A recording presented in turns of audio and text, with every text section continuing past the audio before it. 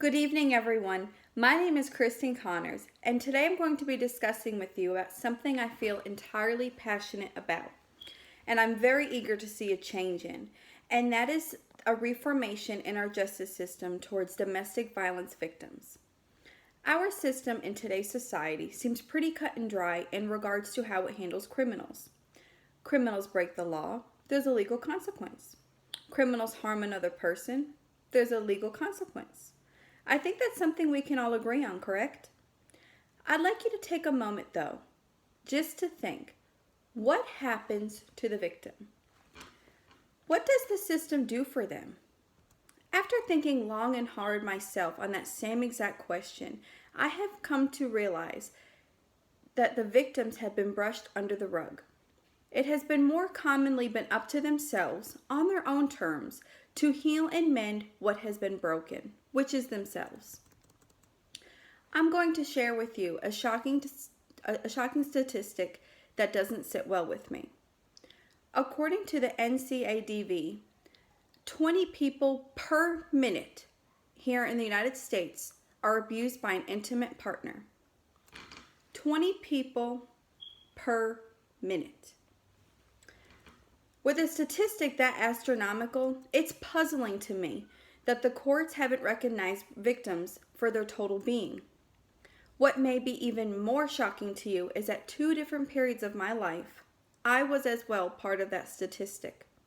Speaking from experience, I have dealt with courts in my domestic violence cases from New York all the way down to Kentucky, and both experiences were negative. I have been that woman who has had to tell my story in front of people I didn't know when it was already scary enough to confide in the people that had known me my whole life about the situation.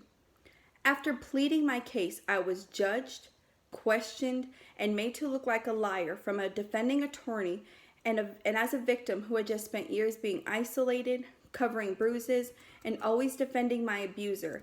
I can't even begin to perfectly describe the trauma that just lies within telling the truth in a courtroom of people prowling to pull you apart to protect the one person who has hurt you the most from a victim's perspective. I was made to retell my story on 3 different occasions in front of a judge before he admitted he believed me. This brings me to stress my point that it is crucial that judges and or lawyers should be mandated to take extensive training on abuse and the cycles of it, especially since they are the decision makers in life-altering cases such as domestic violence.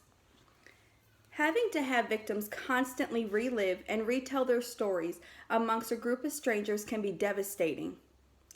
With as common as domestic violence has become, it is unacceptable that most of our states don't even require domestic violence trainings to our judges, including Kentucky. Here in Kentucky, it is supposed to be offered but not required to provide education of domestic violence and resources available to the victim within the community. I know for myself, it is hard to make a decision on something that I'm not familiar with, let alone making decisions that affect people's lives, especially in dangerous situations.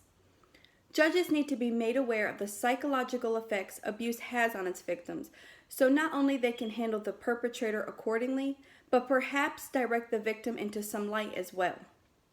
In my personal situation, my first abuser spent a total of 10 days in jail after finally being caught for abusing me after 2 years. As if the time didn't already fit the crime, on top of that, when he was released, I was stalked and threatened almost immediately, and unfortunately went back into the relationship because I felt I would be safer than running from him.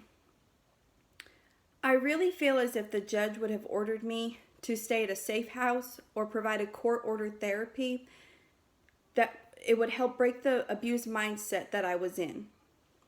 I would have a better chance at leaving a damaging situation for good because I had to do things on my own terms. 10 years later, I have finally found out I have been diagnosed with anxiety and PTSD after almost a decade. I am just now starting to take steps necessary to rebuild my life and my self-esteem. As I said earlier, my abuser got to spend a little over a week in jail after leaving temporary marks on me and permanent damage. I also mentioned that I went back into the relationship shortly after the judge's decision to give him such little time. As much as some of you may be thinking, what on earth were you thinking? To be honest, it really isn't uncommon if you are educated in the topic of domestic violence. Actually, 75% of women have been killed by their abuser because they tried to leave the relationship. There is a true fear within the victim and their abuser, and considering the percentage I just stated, I think the number speaks for itself as to why fear makes it so much more real. When you think of the mind frame of the victim that they must be in when leaving a complicated relationship, it's hard to think rationally for themselves.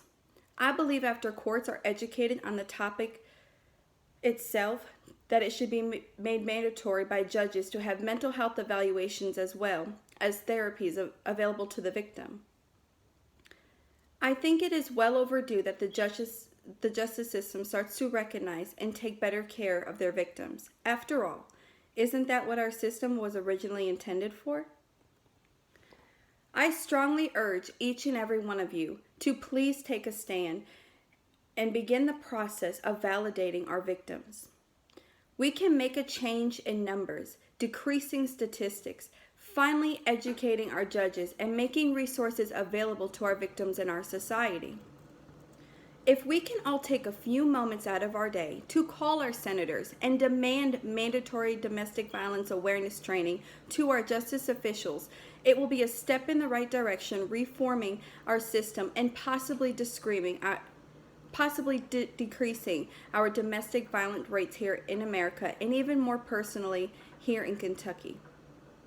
Please help me heal others and overcome this trauma that they didn't ask for, and bring justice to its fullest form.